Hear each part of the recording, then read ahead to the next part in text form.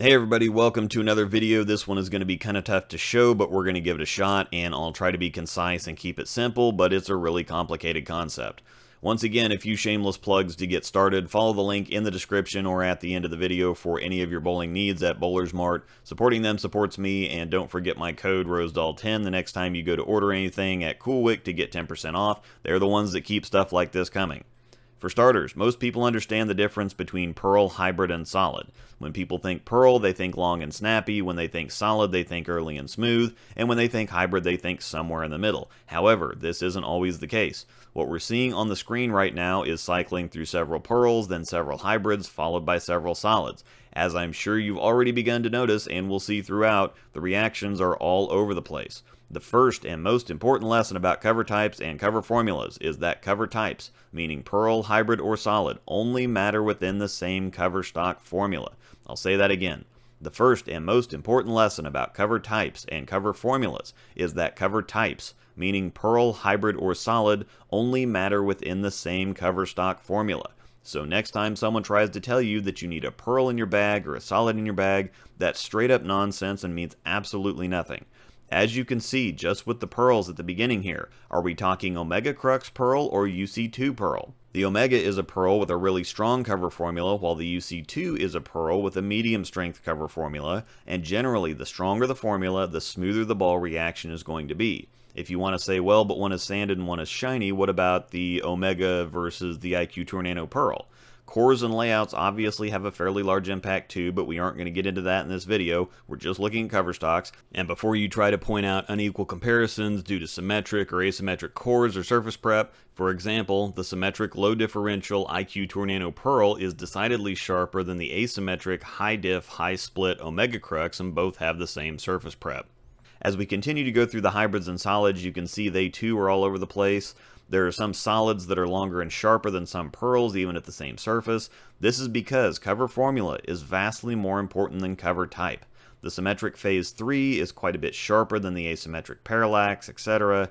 The point is that while I've grouped these balls together by cover type, the reactions are all over the place, so this is the point where you can almost completely jettison the pearl hybrid solid idea.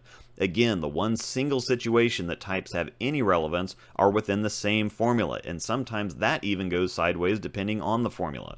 When putting together reactions for your bags, it's important to have a mix of cover formulas and cores rather than worrying about pearl, hybrid, or solid. That's largely irrelevant unless you're looking for variation within a specific window, and even then you might find that with a different combination. For example, the Idle Synergy, which is a hybrid, is slotted into a pearl type idea for my bag, or meaning that again, when people think pearl, they think long and snappy. If I need something clean and responsive, the Idle Synergy gets the nod most of the time because it's pretty long and sharp, but rolls strongly. It's actually longer and sharper for me than the Idle Pearl was. Up on the screen now is Storm's current cover and core strength chart, ranked from strongest to weakest. If you want to save this chart for yourself, just follow the link in the description and you'll be able to save it. And if you're interested, maybe check out our Discord server while you're at it.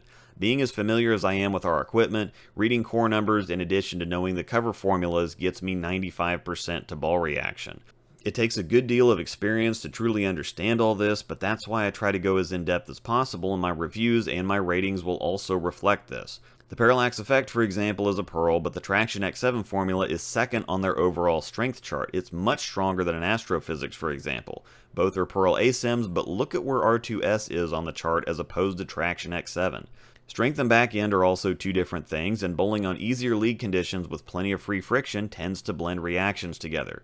In addition, with friction response being much more visible than traction, it can sometimes create the illusion that a weaker ball is out-hooking a stronger ball, when in reality the weaker ball is just out-responding the stronger ball, which is a completely different and even opposite idea or concept, since again the weaker ball needs friction to move, and the stronger balls will create their own. Putting it very simply, the details aren't easy to learn and often aren't easy to understand, but they're necessary if you're interested in saving time, money, and frustration. Throwing an IQ Tour Solid in League and then thinking you're balling down to a parallax effect because it's a Pearl isn't going to go well. Neither is throwing something strong on higher friction lanes because the pattern's supposed to be heavier, but that's a different video. Hopefully you learned something and this didn't confuse you too much, but go back through and watch the visuals. Look at the chart, do some research, compare what's on the chart to your own equipment and experiences with that equipment, and it might turn some light bulbs on. Thanks for watching, and may the strikes be with you.